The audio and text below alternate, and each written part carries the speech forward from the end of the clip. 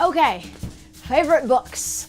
This one's really hard for me because I am a huge reader, as I've probably talked about before, and so I have tons of books that I really enjoy, and so I really had to narrow them down. Starting off, Harry Potter, obviously. Favorite book, 5th and 7th, probably. I love Dune. I love the Dune series. I think I also talked about loving the Dune TV show or like series that was made, but the books are awesome and amazing and really political, and I love them. I could talk about them for hours. I love me some good Isaac Asimov. I love a lot of fantasy stuff. Like I love Lord of the Rings. I love The Hobbit. I love what's one that I read? I just started the Game of Thrones, but I love it, but just started, so I can't really talk about that one yet. But I've always been a big fantasy fan in movies and books, actually more so in books because you can get so into the politics of it all. Another one of my big favorites right now is the Throne of Glass series. I didn't realize the first one was kind of like, okay.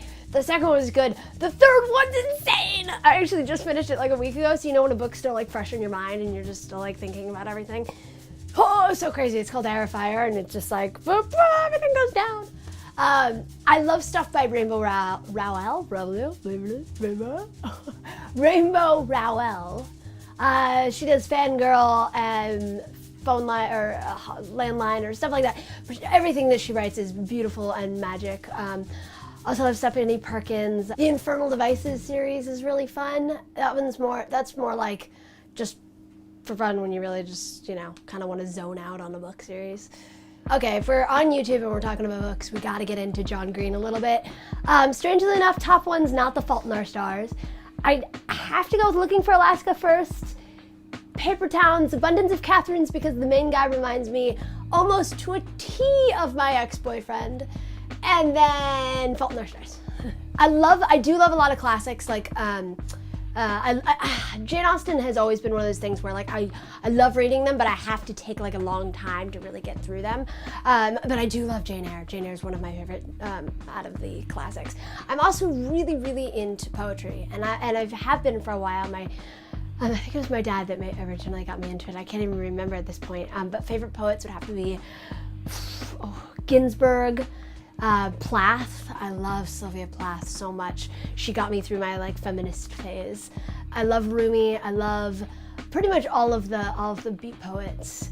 Cummings and Eliot, of course. But my favorite book of all time, actually, like of all time, and that I highly, highly recommend everyone to read is Letters to a Young Poet by Rilke. It's kind of like my Bible. If I really had one, it would be Letters to a Young Poet. Completely put into words all of the thoughts that I had always had in my head and the ideas I'd always had on the universe into one book, and it was stunning, and I love it, and I still love it, and I reread it all the time, and it's like even right here by my head. See, even like look at it so that you know to buy it. Go buy it. Go get that book. Okay, good. Sherlock, I actually went through all the Sherlocks in like 5 months. I read everything Sherlock whatsoever, and I think the reason that I loved it so much, especially being in the hospitals, was just the way that he wrote, the way that Sir Arthur Conan Doyle wrote the books. He is so immersive, where like you just forget everything. You're just completely like engaged in the one mystery, and you can't let yourself think about anything else, and it's magic. It really is. I love The Mists of Avalon, which is okay. So if you guys are in the mood for reading cool stuff, we get some book recommendations while we're here.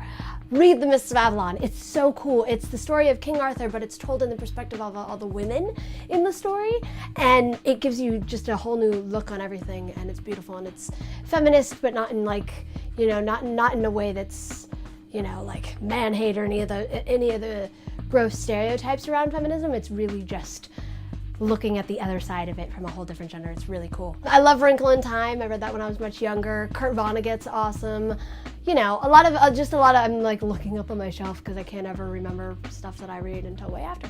I have read a lot of Shakespeare, weirdly enough, because I did acting for a while. I've been in a bunch of shows.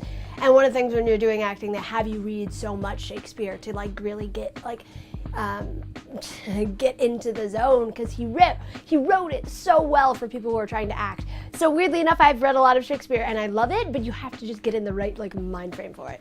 If I try and read it when I'm like tired, I'm like,